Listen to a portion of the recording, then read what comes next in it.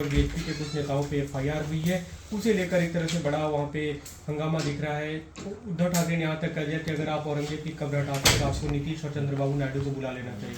देखिए, देश की जो मौजूदा समस्याएं हैं, बेरोजगारी, महंगाई, किसानों की आत्महत्या, ये सारी समस्याओं से ध्यान हटाने के लिए ये भारतीय जनता पार्टी का नाटक है।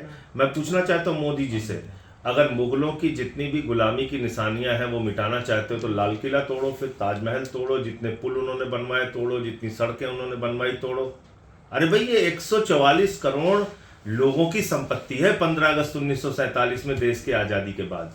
ये किसी व्यक्ति की संपत्ति नहीं, किसी सरकार की संपत्ति नहीं, किसी के बाप की संपत्ति नहीं, ये हमारी संपत्ति। आप तोड़ने पे लगे हुए हैं सब कुछ, तो तोड़ो। फिर अंग्रेजों की भी निशानियां तोड़ो। अंग्रेजों, लेडी हार्डिंग हॉस्पिटल बना है भारत के वायसराय लॉर्ड हार्डिंग की पत्नी के नाम पे, चलो तोड़ो उसको। तो सारा कुछ हिंदुस्तान में विध्वंस करने पे अगर लग गए हो तो सब कुछ तोड़ डालो। इससे क्या हासिल क्या करना चाहते हैं आप, ये बताइए ना। क्या आपको रोजगार मिल जाएगा? क्या महंगाई देश के अंदर दूर हो जाएगी? क्या शेयर मार्केट में जो 94 लाख करोड़ रुपए लोगों का डूबा है वो मिल जाएगा? नहीं। तो इसलिए ये सब नकली बातें हैं। औरंगजेब औरंगजेब औरंगजेब कह के भाजपाई लोगों की जेब काटने का काम कर रहे हैं। इनका इतिहास पढ़ाओ ना आरएसएस का। इन्होंने भारत के तिरंगे झंडे का विरोध किया, 52 साल तक तिरंगा झंडा नहीं फहराया। इनके पुरखों ने, बीजेपी के पुरखों ने अंग्रेजों की गुलामी करने का, उनकी दलाली करने का काम किया। इसको पढ़ाइए इतिहास। आपने अंग्रेजों के समय को तोड़ने की बात की, आपके एक एमपी अशोक मित्तल ने इस पे नोटिस भी दिया था। आप लोग की ये मांग है कि जो जिस तरह से मैं कह रहा हूं, अगर विध्वंस करने का प्रस्ताव सरकार लेके आए सदन में, भाई एएसआई प्रोटेक्टेड जो संपत्तियां हैं उसको आपकी ही राज्य सरकारें कह रही है हम इसको तोड़ डालेंगे, तोड़िए।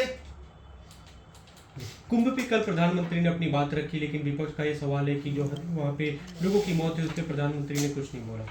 निश्चित रूप से ये बहुत ही शर्मनाक है कि भारत के प्रधानमंत्री, जो सनातनी, जो श्रद्धालु कुंभ के मेले में मारे गए, उनके बारे में एक शब्द उन्होंने संवेदना के नहीं बोले। आज भी करीब करीब 850 लोग गुमशुदा हैं, वहां से उनके परिवार के लोग भटक रहे हैं, वो उनको मिले नहीं।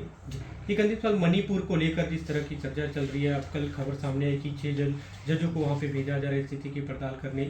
अभी इस अपडेट, मणिपुर की तबाही के लिए सिर्फ और सिर्फ भारत के प्रधानमंत्री नरेंद्र मोदी और वहां की राज्य सरकार जिम्मेदार है, जिन्होंने वहां पर अशांति फैलाने में पूरा सहयोग किया। शांति की बहाली के लिए एक भी कदम नहीं उठाया।